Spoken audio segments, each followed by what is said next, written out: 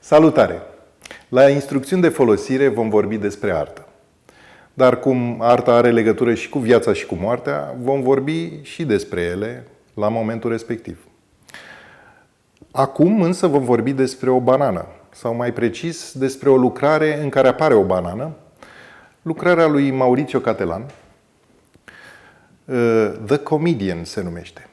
Dacă vă mai aduceți aminte, înainte de pandemie, lucrarea asta a inflamat tot mapamondul. A fost un scandal uriaș și vocile care totuși apreciau lucrarea au trecut nebăgate de seamă. Cum de lucrarea respectivă poate fi considerată artă și cum de cineva a dat 120.000 de euro pe ea? Pentru mine, cel puțin, lucrarea este o mare reușită din punct de vedere artistic și am să vă explic de ce. Să vă explic mai întâi contextul. Mauricio Cattelan este italian. E ceea ce numesc americanii un prankster artist, un artist pus pe farse. El a făcut, spre exemplu, lucrarea La Nona Ora, o lucrare în care Papa Ioan Paul al II-lea era strivit de un meteorit, o aluzie foarte clară la pretențiile universaliste ale Bisericii Catolice. Tot el a făcut WC-ul din aur în care vizitatorii erau invitați să se ușureze. Pe Massimo De Carlo, galeristul lui, l-a lipit de perete cu scoci, același scoci gri, într-un soi de răstignire foarte ciudată. Deci omul este un glumeț. Dar ce face el vine în urma unui experiment vechi deja de 100 de ani. Cel care a inițiat acest experiment este Duchamp și urinoarul lui. Practic, atunci când a expus un urinoar întors invers, Duchamp a inventat ready-made-ul. Ce înseamnă ready-made? Ready-made înseamnă obiect deja găsit. Și mai precis, de ce este el cumva strămoșul lui Cattelan? Foarte simplu, pentru că odată cu Duchamp, artiștii au sesizat că nu e necesar cumva să produci un obiect artistic, ci este suficient să-l alegi și să-l recompui într-un soi de combinatorică artistică, ca un colaj tridimensional. Acest lucru face Cattelan. Ce trebuie spus este că, deși pare la îndemâna oricui, lucrurile nu sunt deloc simple. Mai precis, este foarte greu să iei două obiecte de uz comun sau două artefacte, să le pui împreună și ele realmente să creeze o lucrare interesantă. Sunt puține lucrări în tehnica ready-made care au asemenea putere ca banana lui Cattelan. A mai fost o reușită, tot a lui Duchamp, și este vorba de Bicycle Wheel, o lucrare în care o roată de bicicletă este pusă pe un scaun. O metaforă foarte simplă, dar eficientă, legată de natura psihicului și, evident, nu numai a lui. Dar dacă banana lui Cattelan este așa o mare reușită, e de datoria mea să vă ofer 7 motive pentru care este o reușită. 1. Este o lucrare care are un caracter anticlerical. Nu e foarte evident, însă, dacă vă uitați la liniile de compoziție și cromatica bananei plus scociul gri, veți vedea că este foarte similară cu exact compoziția sigiliului papal. E suficient să-l vedeți și vă veți da seama că nimic nu este întâmplător.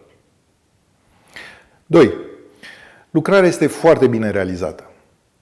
Trebuie spus că pentru o lucrare de artă conceptuală, absolut totul contează, fiecare mic detaliu. Am văzut pe mediile de socializare cum oamenii încercau să o facă singuri acasă. Însă, în mod invariabil, o greșeau. Cum o greșeau? Spre exemplu, în loc de scoci gri, puneau scoci albastru. E foarte important să fie scoci gri, după cum am văzut, pentru că altfel sigiliul sau relația cu sigiliul papal n-ar exista. Totodată, o puneau, spre exemplu, la 90 de grade, scociul față de banană. Ori, Catalan specifică foarte clar, între banană în partea de sus și scoci, trebuie să fie un unghi de 37 de grade. De asemenea, trebuie pusă la nivelul privirii, mai mult sau mai puțin. Alte greșeli pe care oamenii le făceau erau următoarele. Foloseau alte legume sau alte fructe în a le lipi pe perete. E foarte important să fie banana. 1. Pentru că e galbenă și iarăși referința la sigiliul papal este importantă. 2. Este falică, vom vedea mai departe. 3.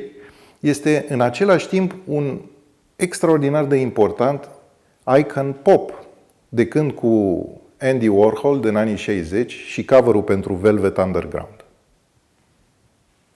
3. Este o lucrare politică. Dacă vă uitați la cele două elemente, banana și scociu, și felul cum sunt ele plasate compozițional în X, vă veți duce cu gândul clar la cele două însemne ideologice care au însângerat lumea. Secera Ciocanu și svastica. Acum însă, consumerismul bananier post-ideologic este luat în bătaia puștii. Plus, dacă vă gândiți că în franceză un banan înseamnă o meșă blondă pe care o poartă Trump și Johnson, și vă veți întreba dacă și măscăricii politici sunt și ei luați în balon, răspunsul este clar, da, sunt și ei acolo. 4. E despre nou tip de cenzură. Scociul, știm foarte bine în imaginarul recent, din toate filmele americane, este un element prin care astup gura cuiva sau cenzurezi ceva. Ori, lucrarea poate fi citită chiar așa. Cenzură a bananei. Ori banana este un simbol falic. De dedesubtul ei ar putea sta foarte bine #MeToo. 5. Este o critică adusă art marketului internațional, din care și Catalan face parte. Lucrarea a fost expusă la un târg de artă. Acolo e foarte important, ba chiar obligatoriu, să pui un preț pe lucrarea respectivă. Îmi place să-mi imaginez care a fost discuția între Catalan și galeristul lui Emmanuel Perrotin. În mod sigur, și-au propus să pună un preț care să fie foarte mare, obscen de mare. Însă acel preț trebuia să fie și credibil. Ori dacă ar fi pus ceva de ordinul milioanelor de euro, în mod inevitabil, doar câțiva milionari s-ar fi putut identifica cu o astfel de excentricitate. Așa, 120.000 este exact un preț prin care o masă mai mare de oameni, mai precis cei care se duc și vizitează galeriile și muzeele, se pot identifica cu ea. Maurizio Catalan ne-a pus în fața convențiilor noastre legate de valoare și prețul unei lucrări de artă. Cei din interior știu că nu există un preț corect pentru o lucrare de artă. Se știe cumva că și Marx, în teoria valoare-muncă, se bloca la artă, spunând că nu există nimic obiectiv în prețul final al unei lucrări de artă și că există o valoare fantomă acolo. Argumentul meu final la acest punct este că lucrarea își merită toți banii. Imaginați-vă că o agenție de publicitate este angajată să-ți producă un asemenea impact mediatic. Ți-ar trebui un buget de sute de milioane. 6. Este o lucrare conceptuală perfectă. Deși aparent efemeră, ea trebuie înlocuită odată la 12 zile, ea este de nevandalizat. Degeaba acel domn în târg a mâncat-o. El a mâncat o simplă banană, n-a mâncat lucrarea lui Catalan. De fiecare dată când este înlocuită banana sau când este mâncată banana, ea renaște precum pasărea de foc din propria cenușă. Este impecabil. The Comedian a lui Maurizio Catalan va exista atâta timp cât vor exista banane pe lume sau scoci gri. În sfârșit, 7. După părerea mea, lucrarea este un capăt de drum artistic, nu un început de drum, cum e cazul pisoarului lui Duchamp.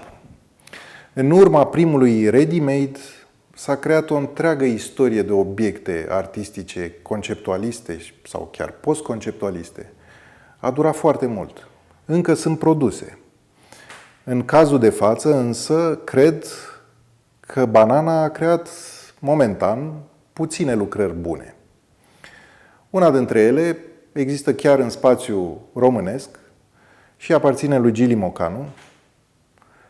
Are și un context simpatic pe care îl puteți afla dacă dați un click mai jos. Între timp, noua ciumă ne duce încet spre o nouă lume. Banana lui Catelan poate să stea ca un însemn al unei vechi lumi postmoderne care se schimbă chiar acum. Însă despre felul cum se vede această schimbare din tranșeele artei vom vorbi în episodul următor. Toate vesele și minunate!